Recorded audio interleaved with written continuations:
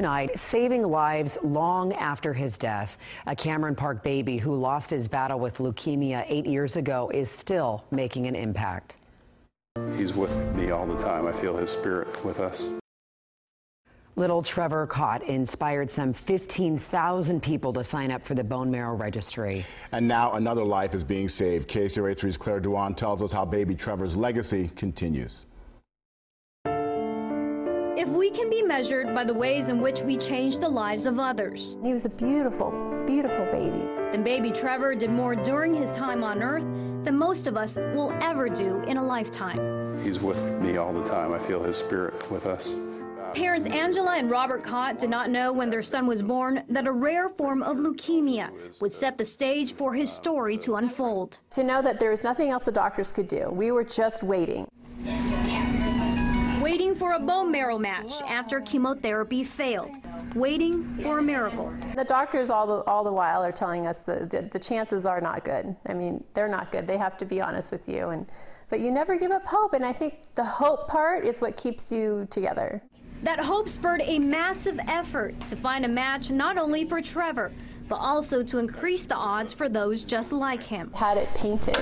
Trevor passed away at 6 months old. Banners, T-shirts, quilts.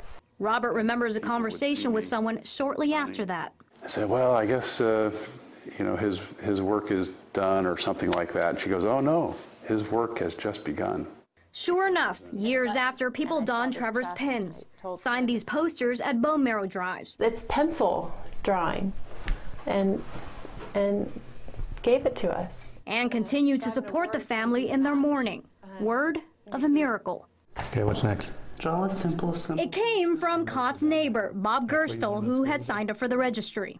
I'd kind of given up hope. It had been 6 years since the drive, and you know, you get a little older and you realize you might not be called upon.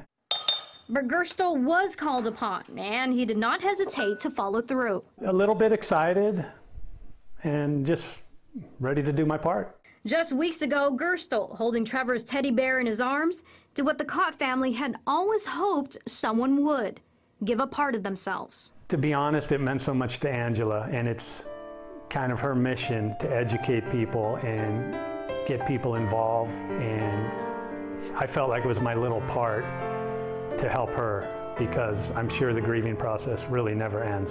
True, the grieving never ends for parents of a baby boy whose life stopped before it really started.